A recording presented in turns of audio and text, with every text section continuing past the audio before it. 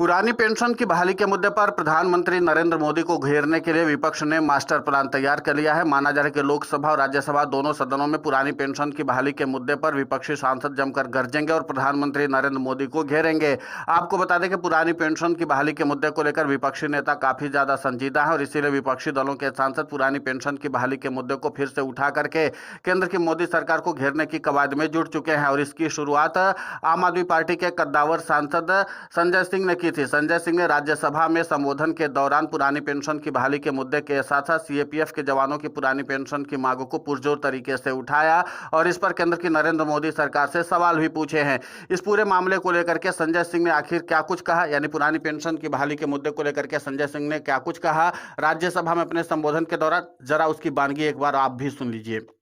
दिया उनके लिए तनख्वाह देने के लिए पैसा नहीं है आपके पास।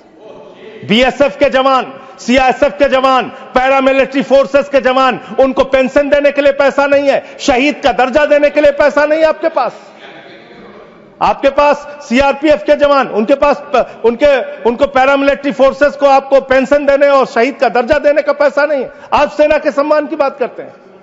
आप सेना के सम्मान की बात करते हैं। तो सुना आपने आम आदमी पार्टी के सांसद संजय सिंह ने किस तरीके से पुरानी पेंशन की बहाली के मुद्दे पर सीएपीएफ के जवानों की मांगों को लेकर के केंद्र की नरेंद्र मोदी सरकार को घेरा। अब माना जा रहा है कि अन्य विपक्षी दलों के सांसद भी पुरानी पेंशन की बहाली के मुद्दे पर पुरजोर तरीके से अपनी बात रखने वाले हैं और केंद्र की नरेंद्र मोदी सरकार को घेरेंगे। साथ ही साथ सरकारी कर्मचारियों की अन्य मांगों पर भी केंद्र की नरेंद्र मोदी सरकार को घेरने की कवायद की जाएगी। यानी कुल मिलाकर के यह है कि प्रधानमंत्री नरेंद्र मोदी की टेंशन कम होने वाली नहीं है, क्योंकि विपक्षी दलों के सांसद जो है वो पुरजोर तरीके से पुरानी पेंशन की बहाली के मुद्दे पर अपना ध्यान केंद्रित किए हुए हैं और इनको पता है कि जिस तरीके से मानसून सत्र चल रहा है और अगर पुरानी पेंशन की बहाली के मुद्दे को पुरजोर तरीके से हम उठा देते हैं तो उसके बाद बिहार का विधानसभा चुनाव हम पूरी तरीके से साध सकते हैं, क्योंकि यहां पर पुरानी पेंशन की बहाली के मुद्दे पर आंदोलित सरकारी कर्मचारियों का साथ मिल ही सकता है। यहां पर गौर करने वाली बात यह है कि एक तरफ पुरानी पेंशन की बहाली के मुद्दे को लेकर के जहां केंद्र की नरेंद्र मोदी सरकार सदन में घिरी हुई होगी, यानी कि संसद में घिरी हुई होगी, दोनों ही सदनों में पुरानी पेंशन की बहाली के मुद्दे को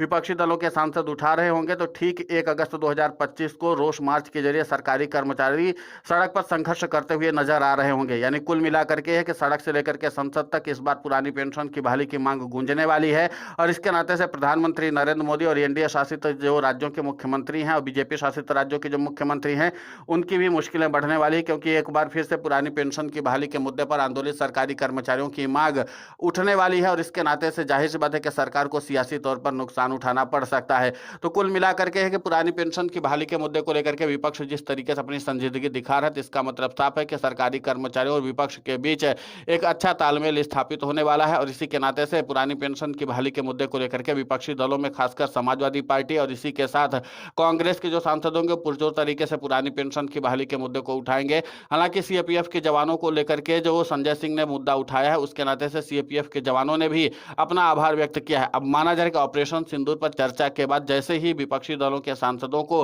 आगे अपनी बात रखने को मिलेगा तो पुरानी पेंशन की बहाली के मुद्दे को जरूर उठाएंगे। सूत्रों के हवाले से जानकारी यह भी है कि पुरानी पेंशन की बहाली के मुद्दे को लेकर के लोकसभा में नेता प्रतिपक्ष राहुल गांधी और राज्यसभा में नेता प्रतिपक्ष मल्लिकार्जुन खड़गे भी बिगुल फूंकने वाले हैं। यानी कुल मिलाकर के यह कि विपक्षी दलों के जो अन्य सांसद है वो तो पुरानी पेंशन की बहाली के मुद्दे पर केंद्र की नरेंद्र मोदी सरकार को घेरेंगे ही घेरेंगे, लेकिन इसी के साथ जो कद्दावर नेता होंगे यानी कि बड़े चेहरे वाले नेता होंगे जब वो पुरानी पेंशन की बहाली के मुद्दे पर केंद्र की नरेंद्र मोदी सरकार को घेरेंगे तो जाहिर सी बात है कि इसका बहुत व्यापक असर सरकारी कर्मचारियों के बीच में जाएगा और सरकारी कर्मचारियों के साथ उनका सामंजस्य भी और भी ज्यादा मजबूत हो जाएगा। तो कुल मिलाकर के यह है कि केंद्र की नरेंद्र मोदी सरकार संसद में भी घिरेगी और इसी के साथ सड़क पर तो घिरेगी ही, क्योंकि सरकारी कर्मचारी 1 अगस्त 2025 को रोष मार्च निकाल करके अपना शक्ति प्रदर्शन करेंगे और इसी के साथ सरकारी कर्मचारी विपक्षी दलों को भी इस बात का संदेश देना चाहते हैं कि सरकारी कर्मचारियों की तादाद इतनी ज्यादा है कि वो सत्ता परिवर्तन करने के साथ साथ सत्ता में स्थापित करने की भी हिम्मत रखते हैं। तो इसलिए सरकारी कर्मचारियों की मांगों को नजरअंदाज विपक्ष बिल्कुल भी ना करे।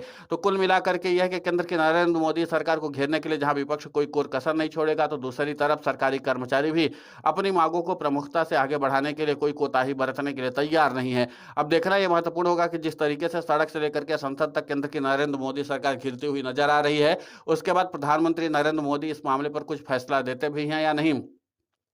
हालांकि केंद्र की नरेंद्र मोदी सरकार ने पिछले कई बार के पूछे गए सवालों में इस बात को साफ कर दिया था कि पुरानी पेंशन की बहाली के मुद्दे पर अपना निर्णय बदलने वाली नहीं है। अब देखना महत्वपूर्ण होगा कि इस तरीके से जब घेरेबंदी की जाएगी, यानी विपक्षी दलों के सांसदों की ओर से जब लगातार संसद में इस मामले को उठाया जाएगा, तब केंद्र की नरेंद्र मोदी सरकार अपना क्या स्टैंड लेती है। लेकिन इतना तो तय है कि अगर केंद्र की नरेंद्र मोदी सरकार यहाँ पर पुरानी पेंशन की बहाली के मुद्दे पर आंदोलित सरकारी कर्मचारियों की मांगों पर खरी नहीं उतरती है, तो फिर जाहिर सी बात है कि बिहार का सियासी समीकरण बिगड़ सकता है, यानी एनडीए को झटका लग सकता है। और बिहार के सरकारी कर्मचारी लगातार पुरानी पेंशन की बहाली के मुद्दे पर व्यापक तौर पर रणनीति बना करके अपने आंदोलन को आगे बढ़ाने की कवायद में पहले से ही जुटे हुए। तो सरकारी कर्मचारियों की मांगों को नजरअंदाज अगर किया गया तो जाहिर सी बात है कि सियासी तौर पर बिहार में एनडीए को झटका लग सकता है। और इसीलिए प्रधानमंत्री नरेंद्र मोदी समेत वित्त मंत्री निर्मला सीतारमण भी इस मामले पर थोड़ा गंभीरता से विचार करेंगी। लेकिन इतना तय है कि पुरानी पेंशन की बहाली का मुद्दा अब एक बार फिर से प्रधानमंत्री नरेंद्र मोदी के लिए मुश्किलों का सबब बनने वाला है। और जिस तरीके से पुरानी पेंशन की बहाली के मुद्दे को लेकर के विपक्ष ने अपना रुख अपनाया है, उससे साफ हो गया है कि आगे इस मामले पर और भी ज्यादा गहमा गहमी होने वाली है। फिलहाल इस पूरे घटनाक्रम को लेकर के आपकी प्रतिक्रिया बहुत महत्वपूर्ण होती है, आप हमें कमेंट करके जरूर बताएं। साथ ही पुरानी पेंशन की बहाली के मुद्दे पर हम लगातार आंदोलित होकर के खबरें चला रहे हैं। आप हमारे समर्थन के लिए चैनल को सब्सक्राइब करें, खबर को ज्यादा से ज्यादा शेयर करें, ताकि पुरानी पेंशन की बहाली का मुद्दा और बुलंद हो।